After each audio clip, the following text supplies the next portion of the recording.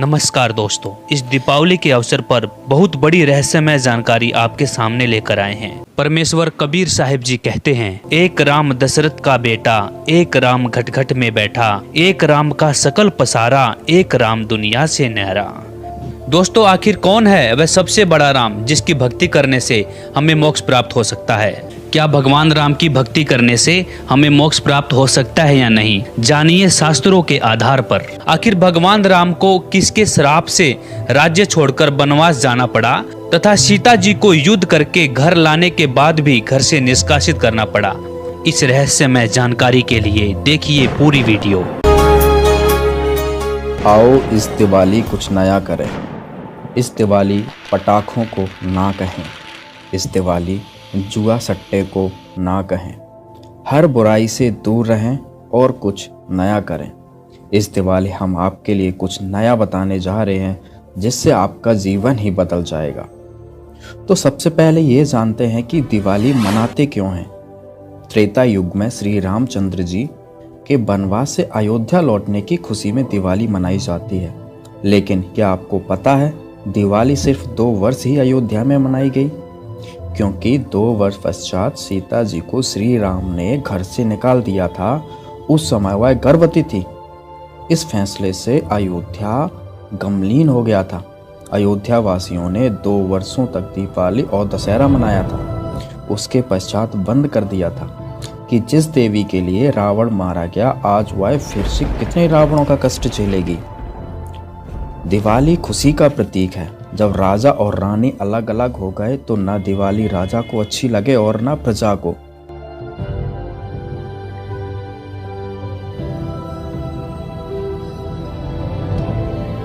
इसलिए दिवाली का पर्व उसी समय बंद हो गया था जो 2 वर्ष मनाया गया था।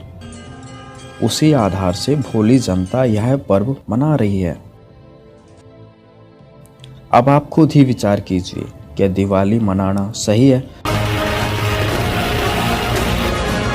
जिसके कारण वर्तमान में प्रदूषण से सभी परेशान, जीव जंतुओं की हत्या, मिठाइयों में मिलावट, दिवाली के दिन ही पटाखों की शोरगुल में लूट और हत्याओं का अंजाम दिया जाता है।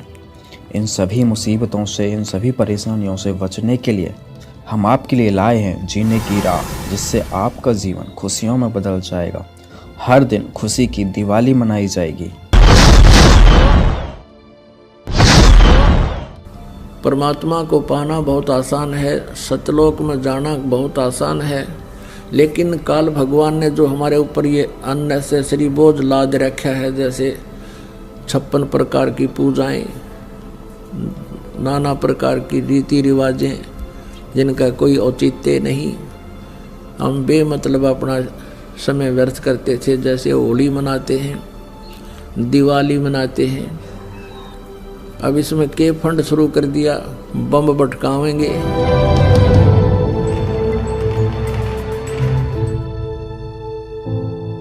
कितना प्रदूषण हो जाता है। किसी की आंख में डाला, आंख फूट गई, किसी के कपड़े जल गए, किसी के खेतों में पूड़ियाँ जल गई, किसी का घर में आग लग गई, और प्रदूषण निरा, और सारी रात बड़ा है बड़ कोई मरीज है, बीमार है, उसने वो परेशानी रहे। ये कोई खुशी का तरीका है?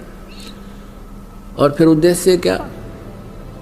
बिला इस दिन भगवान श्री राम सीता ने लेकर आया था, दिवाली वाले दिन वापस आया था, और वह गई भी तो थी कड्डी सन 2 साल बाद से। फिर वो क्यों ना मनाया जिस दिन वह माँ दुखी रही, सारी उम्र तंग पाई? इस एक दिन के दिवाली वाले दिन ने के दे दिया सीता जी को। आजीवन भटकती रही, एक जंगल में टाइम पास किया, 2 बच्चों को लेकर के रहती थी। तो ये काल ने हमें ऐसा बना रखा है कि हम या तो भक्ति करें, नहीं करें तो ड्रामा सा करें, बस फिर इनको डाल दे इसमें 84 लाख योनियों। सीता जी के को रावण की कैद से छुड़वाने के लिए भगवान ने कितना प्रयत्न किया, श्री राम ने, और करोड़ों व्यक्तियों की हत्या होगी सीता जी को रावण की कैद से छुड़वाने के लिए। दिवाली किस उपलक्ष्य में मनाई जाती है कि श्री राम जी अयोध्या लौटे थे सीता जी को संग लेकर के। इसलिए उस खुशी में दिवाली दीपावली मनाने लगे, घर घर में दीप जगाने लगे। और कुछ ही दिनों के बाद सीता जी को स्वयं ही निकाल दिया घर से। उसका दुख कभी नहीं मनाया हमने। कहने का भाव ये है कि जो दिवाली मनाने का तरीका हमने अपना लिया ये बिल्कुल गलत है। दीपावली के दिन भगवान की कथा करनी चाहिए, ये बकवाद नहीं करनी चाहिए जो हम कर रहे थे। और सीता जी के वियोग का हमें दुख होना चाहिए। सारा जीवन बेचारी ने कहा ऋषियों के आश्रमों में भूखे प्यासे बिताया, पति कहाँ, पत्नी कहाँ, बच्चे कहाँ। तो ये कोई मर्यादा भी हम नहीं मानते और इन भगवानों के हम आचरण भी नहीं कर सकते, इनकी लीलाओं के भी आचरण हम नहीं कर सकते। कहने का भाव यह है कि ये जो परमात्मा था उसकी तो हमें जानकारी हुई नहीं, और जो भगवान नहीं थे उनको हमने प्रभु मान लिया। हम रोज दिवाली मनाते हैं, भगवान के गुण गावा, उनकी चर्चा करें, उनको याद करें, और रोज दिवाली मनावा, सुबह शाम याद करें भगवानों को। हम 364 दिन बांटना देखा दिवाली मनाने की, इसकी खुशी मनावें, सीता जी के आने की खुशी और विछुड़न का गुम कति नहीं। ये कैसे हो सकता है? तो यहाँ तो एक थोड़े से दिन तो खुशी तरह ही वह 10 महीने, 2 महीने, 6 महीने, 1 वर्ष, और दुख रहा वो सारी उम्र बेचारी को। पुण्यात्मा, एक परमात्मा को छोड़कर, पूर्ण ब्रह्म को छोड़कर अन्य किसी भी देवी देवता की या किसी हम प्रभु की, ब्रह्म की साधना करते हैं,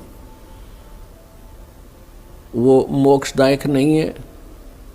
वो आपको जन्म मृत्यु के इस दीर्घ रोग से नहीं छुड़वा सकती। और जो हमारे प्रारब्ध के जो पाप कर्म हैं उनको भी पूर्ण परमात्मा ही नाश कर सकता है। नहीं तो आप जी के पास इतिहास है हमारे भगवानों का जिनको हम परमात्मा माना करते थे, जैसे श्री विष्णु जी, उनके अवतार श्री रामचंद्र जी, श्री कृष्ण जी। सत्संग में आपको बताया था कि वो भी अपने प्रारब्ध के कर्मों को समाप्त नहीं कर सके, उनको भोग कर ही समाप्त किया। भगवान श्री रामचंद्र जी पर जाता था कि ये सर्वेश्वर हैं, महेश्वर हैं, सर्वशक्तिमान हैं, सब दुखों का निवारण कर देते हैं। यानी विष्णु भगवान कहो, चाहे श्री रामचंद्र जी कहो या श्री कृष्ण जी कहो। तो हम ये सोचा करते थे कि ये भगवान हमारे दुखों का निवारण करते हैं, ये समर्थ शक्ति है। अब हमने राम की परिभाषा समझनी पड़ेगी, प्रभु की परिभाषा समझनी पड़ेगी, और हमने उन राम में से सिलेक्ट करना पड़ेगा कौन से राम की शरण में जाना है। अब जैसे ये श्रद्धालु कहते हैं, कोई प्रश्न करता है आचार्यों से, गुरुओं से, मंडलेश्वरों से कि क्या श्री कृष्ण अर्थात श्री विष्णु जी हमारे पापों का नाश कर सकते हैं? क्या वे जो श्राप दे दिया जाता है एक दूसरे को 3 ताप के अंतर्गत, क्या हमारे उन 3 तापों का वो नाश कर सकते हैं? तो कहते हैं कि हाँ, भगवान श्री कृष्ण अर्थात विष्णु जी हमारे सब पापों का नाश कर देते हैं। और प्रमाण के लिए कहते हैं, गीता जी अध्याय नंबर 18 के श्लोक नंबर 66 को बोलते हैं कि सर्वधर्मान परित्यज माम एकम शरणम व्रज अहम तवा सर्व पापे भव मोक्षामि मा शुच। पहले तो उनको ये पता नहीं कि गीता जी का ज्ञान श्री कृष्ण नहीं, श्री कृष्ण में प्रवेश करके ये ब्रह्म बोल रहा है, सरपुरुष बोलता है। और व्रज का माने आना नहीं होता, जाना होता है। अब गीता ज्ञान दाता सरपुरुष है, ये ब्रह्म है, और ये परम अक्षर ब्रह्म की शरण में जाने को कहता एकम। एकम माने जिसके बराबर दूसरा ना हो, अद्वितीय। उसकी शरण में जा, उसकी शरण में जाने से फिर तू मेरे सतर की जो पूजाएं हैं मुझे छोड़ दे, ये ब्रह्म कहता है। फिर मैं तुझे यहाँ कुत्ते गधे सूअर यानी कष्ट नहीं दूंगा, मैं अपना कर्जा चुका लूंगा। तो यहाँ पुण्यात्मा विचार करने की बात है कि श्री कृष्ण जी और श्री रामचंद्र जी और श्री विष्णु जी अपने श्राप को, अपने पाप को, कर्म दंड को नहीं समाप्त कर सके, नाश नहीं कर सके। उपासकों का कैसे कर देंगे वह? जैसे श्री विष्णु जी को श्राप दिया था नारद जी ने, और ये श्राप दिया था कि नारद जी के मन में विवाह कराने की प्रेरणा होगी, और उस देखा कि राजा की लड़की का स्वयंवर था, और उसमें लड़कियां अपनी मर्जी का पति अपनी इच्छा से सिलेक्ट करती थी, और राजा लोग बैठ जाते थे वहाँ सामने आके। नारद जी ने विवाह कराने की सोची, और फिर सोचा भी मेरा विवाह कौन करेगा, मैंने तो कचकोला कढ़ा रखा है, इतनी मोटी चोटी सिर पे, और शकल भी ठीक को ना। तो उसने सोचा कि भगवान विष्णु से उनका स्वरूप ले लेता हूँ। एकांत में जाकर टेलीफोन किया, याद किया, श्री विष्णु जी प्रकट हो गए। नारद जी ने कहा भगवान मैंने विवाह करवाना है और आप मना मत करियो, आज पहली बार आपसे कोई वस्तु मांग रहा हूँ, मुझे आप हरि रूप चाहिए, मुझे हरि रूप चाहिए, अर्थात आपका सुंदर स्वरूप मुझे दे दे। श्री विष्णु जी ने कह दिया तथास्तु। अब उसका बंदर का मुंह लग गया, बंदर का, हरि माने बंदर भी होता है। अब उसने सोचा नारद जी ने कि आज तेरे सुंदर कोई नहीं सभा में, और जाकर बैठ गया कुर्सी पर जच के। अब वह लड़की आई वरमाला लेके, सामने देखा बालू बैठा। अब वह एक कदम पीछे से होकर आगे चली गई। नारद जी ने सोचा शायद लड़की की दृष्टि नहीं पड़ी मेरे ऊपर है। वहाँ से उठकर एक और खाली चेयर थी, दूसरे लोग वहाँ जा बैठा। जो वहाँ से भी लड़की आगे निकल गई, नारद जी कहने लगे भाई यह अंधी है क्या? और दूसरे तो बोला, साथी ने उसको यो दिखा दिया दर्पण, अगर देख अपनी शक्ल तो देख ले, हमने डर लगे तेरे थे। तब उसने देखा जब दर्पण यानी अपनी शक्ल देखी, उसने बिना गिनती की गाली दे दी विष्णु भगवान को, नारद जी ने। और उसी समय विष्णु जी आ गए और विष्णु जी के गले में वरमाला उस लड़की ने डाल दी। तब नारद जी ने विष्णु जी से कहा कि तू सचमुच धोखेबाज है, जैसे आज मैं एक औरत के वियोग में रो रहा हूँ, एक जीवन तू सारा अपनी पत्नी के वियोग में रोएगा, तुम्हारा कभी मिलन नहीं हो पाएगा। उसी श्रापवश श्री विष्णु जी श्री रामचंद्र रूप में अयोध्या के राजा दशरथ के घर जन्मे। युवा होते ही विवाह हुआ, सीता जी के साथ विवाह होते ही वनवास हुआ। वनवास में तुरंत ही कुछ ही वर्षों के बाद सीता जी का अपहरण हुआ और रावण के साथ युद्ध हुआ।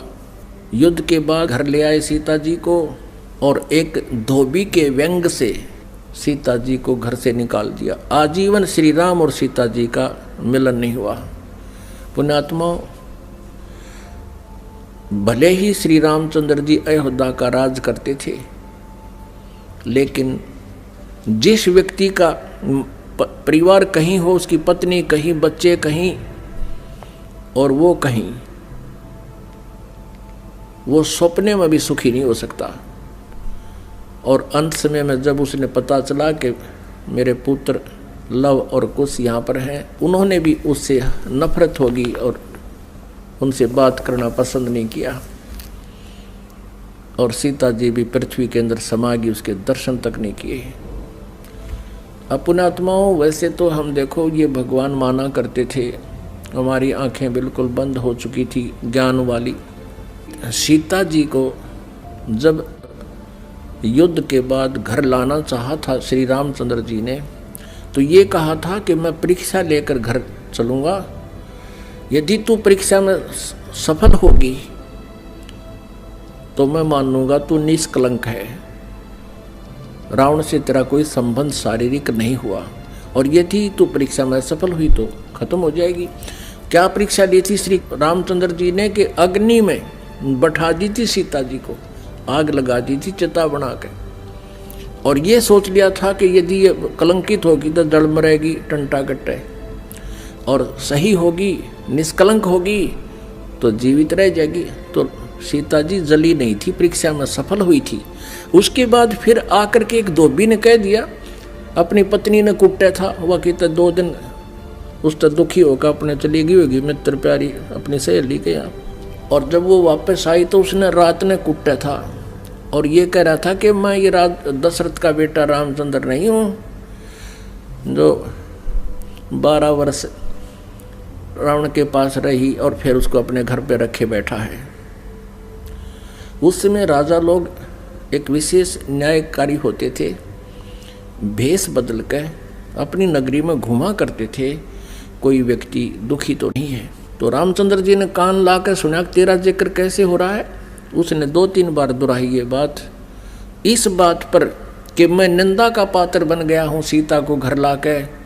अगले दिन सीता को निकाल दिया कि मैं दुनिया की व्यंग नहीं सुन सकता और जाइए आप, मैं नहीं रख सकता आपको, आप रावण के पास रही हो।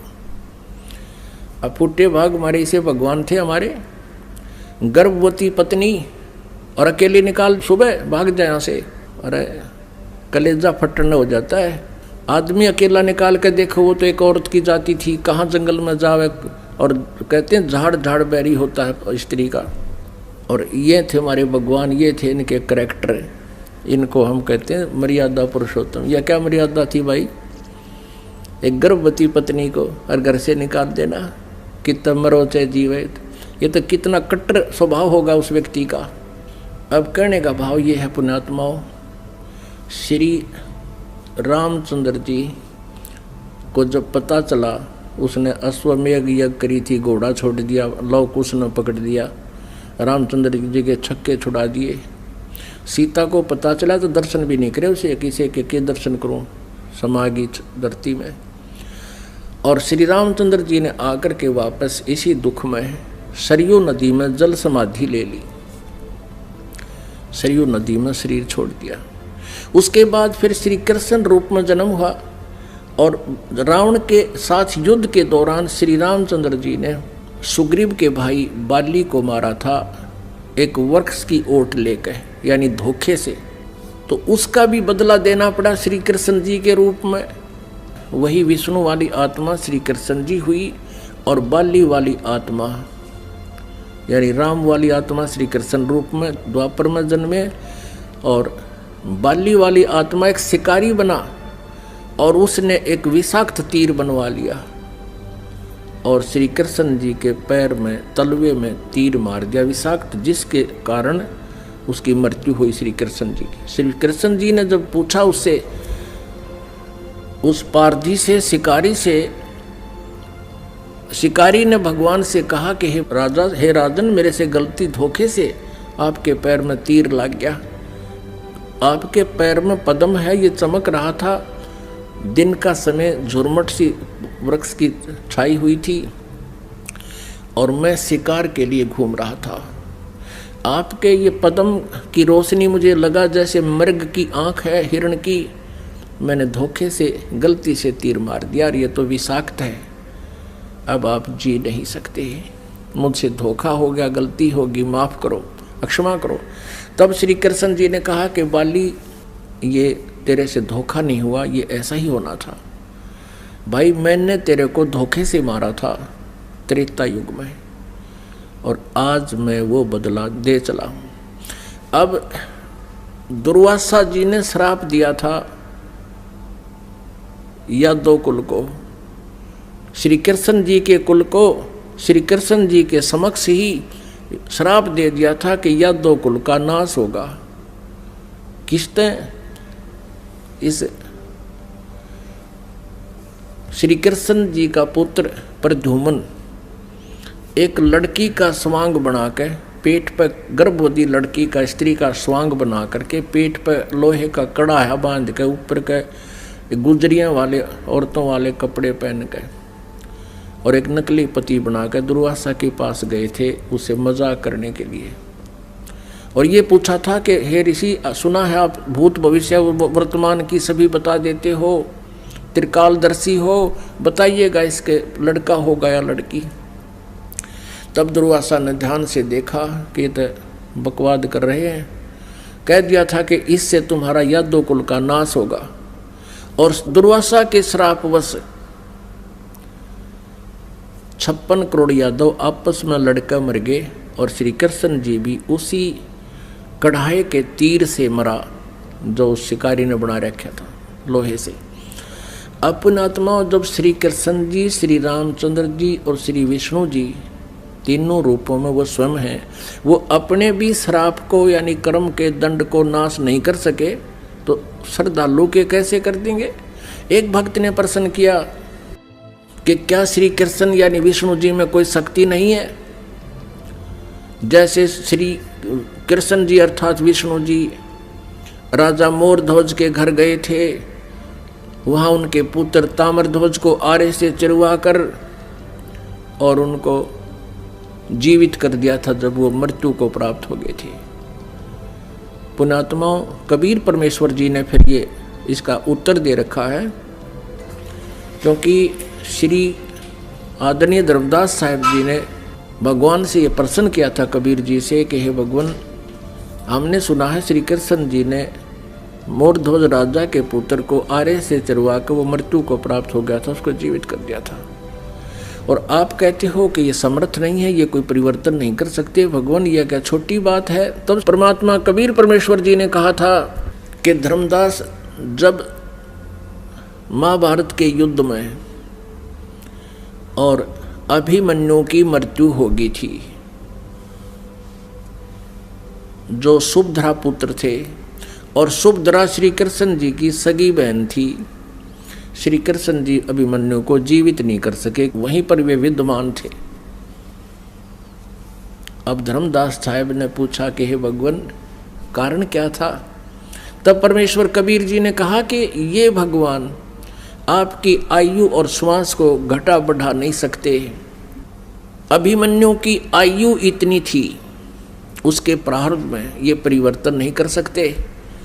सुभद्रा रोए थी, भगवान श्री कृष्ण रोए थे अपनी बहन के दुख में, पांचों पांडव रोए थे और उनका कुल नाश हुआ था। तो वहां थी समर्थता दिखाने का समय, वहां था, उसको जीवित कर देते। और वहां क्यों जीवित कर दिया ताम्रध्वज को? क्योंकि उसकी आयु शेष थी, उसके श्वास शेष थे। इतनी क्षमता इनमें है कि इन टूटे फूटे शरीर को ये ठीक कर सकते हैं, लेकिन श्वास नहीं बढ़ा सकते, कर्म दंड को ये समाप्त नहीं कर सकते। तो परमात्मा ने कहा, तुम कौन राम का जब तेजापम, तात कटे न ये तीनों तापम। तुम किस राम का भजन करते हो जिस कारण से आपकी साधना से, आपके द्वारा बताए गए इस मंत्रों से आपके अनुयायियों को लाभ नहीं हो रहा। आप उन भगवानों की भक्ति कर रहे हो जो आपकी किस्मत में लिखे हुए उन पापों का वो नाश नहीं कर सकते। और वेद बताते हैं परमात्मा घोर पाप भी नाश कर दे। तो इससे सिद्ध है आपको वो परमात्मा मिला नहीं है जिसकी तरफ वेद संकेत करते हैं। इति सिद्ध। वो परमात्मा कौन है? यजुर्वेद अध्याय नंबर 5 के और श्लोक नंबर 32 में कहा है, उसी कसी माने वो पूर्ण शांतिदायक है। गीता अध्याय नंबर 18 के श्लोक नंबर 62 में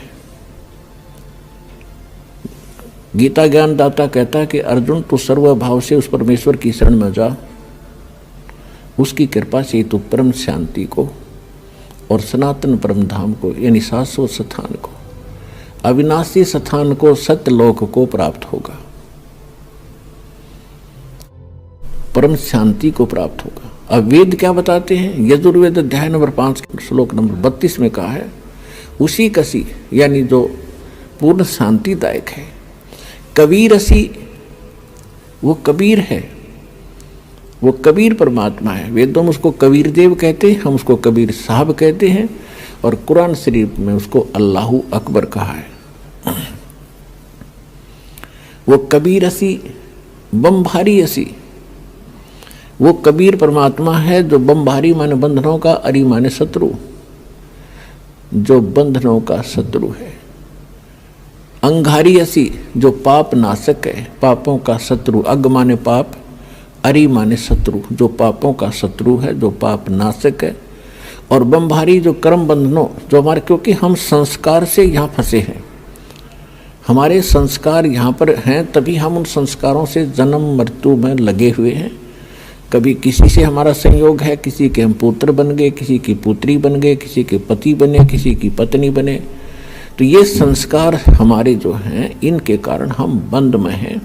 और ये काल की बंद है, कैद है, बंदी ग्रह है। तो फिर परमात्मा खुद बताते हैं कि बंदी छोड़ हमारा नामम, अदर अमर है अस्थिर ठामम। अमर करूं सतलोक पठाऊं, ताते बंदी छोड़ कहाऊं। अमर करूं, तुम्हें यहाँ सदा के लिए सुखी कर दूंगा, जन्म मृत्यु से रहित कर दूंगा, तुम्हारे सब पापों का नाश करूंगा, सब संस्कार और बंधन यहाँ से समाप्त कर दूंगा, इसलिए मैं बंदी छोड़ कहलाता हूं। अनंत कोट ब्रह्मांड में बंदी छोड़ कहाँ आए, सो तो एक कबीर हैं जो जननी जने नमाए। आदरणीय गरीबदास साहिब जी गांव छुड़ानी जिला झज्जर वाले, हरियाणा वाले को परमात्मा मिले थे। 10 वर्ष की आयु थी तब उनकी। किसान के घर जन्म था, जाट जाति में, खेतों में अपना पशु चरा रहे थे, गव्वें चरा रहे थे। वहां परमात्मा आए सतलोक से, जैसा उनके नियम में है, अच्छी आत्माओं को मिलते हैं, उनको अपने ज्ञान से परिचित कराते हैं, सतलोक ले जाते हैं। तब उनको सचमुच वो एकदम दृश्य सारे सत्य महसूस हुए और परमात्मा ने उनके अंतःकरण में वो यथार्थ ज्ञान योग उनका खोल के और वो फीड कर दिया था, यथार्थ ज्ञान उनके अंदर भर दिया था। परमात्मा के ज्ञान से, परमात्मा के से प्राप्त दिव्य दृष्टि से गरीबदास साहिब जी ने फिर बताया, अनंत कोटि ब्रह्मांड का एक रति नहीं भारे, सतगुरु पुरुष कबीर हैं ये कुल के सिरजनहार। यानी हमारे सदग्रंथ बताते हैं कबीर इज गॉड, आंखों देखा वो महापुरुष बताते हैं Kabir is God. Who Kabir, वो कौन कबीर? अनंत कोट ब्रह्मांड का एक रति नहीं भारे, सतगुरु पुरुष कबीर हैं ये कुल के सिरजनहारे। हम सुल्तानी नानक तारे, दादू को उपदेश दिया, जात जुलाहा भेद न पाया, वो काशी माहे कबीर हुआ। अब स्पष्ट भी कर दिया कि हु कबीर, जो काशी में जाति जुलाहा धानक रूप में रहा करते थे, वो है वो भगवान सिरजनार। गरीबदास साहिब जी कह रहे हैं कि मुझे और इब्राहिम सुल्तान अधम, एक मुसलमान राजा था इराक देश का, उसको और आदरणीय दादू साहिब जी को, आदरणीय नानक साहिब जी को हम सुल्तानी नानक तारे और दादू को उपदेश दिया, जात चुलाहा भेद नहीं पाया, वो काशी माहे कबीर हुआ। अब स्पष्ट कर रहे हैं गरीबदास साहिब जी कि मुझे पार किया, दादू साहिब जी को पार किया, नानक जी को पार किया। अब दादू साहिब जी को परमात्मा ऐसे ही मिले थे जैसे गरीबदास साहिब जी को मिले थे। तो उन्होंने कहा था, जिन मुझको निज नाम दिया सोए सतगुरु हमार, दादू दूसरा कोई नहीं ये कबीर सिरजनहार। दोस्तों, आप भी अपने घरों में रोज खुशियों के दीप जलाना चाहते हैं तो आज ही विजिट करें हमारी वेबसाइट www.jagatgururampalji.org और डाउनलोड करें निःशुल्क पुस्तक जीने की राह। जीने की राह पुस्तक आप फ्री SMS द्वारा भी मंगा सकते हैं। निःशुल्क पुस्तक मंगाने के लिए व्हाट्सएप या SMS करें हमारे निम्नलिखित नंबरों पर।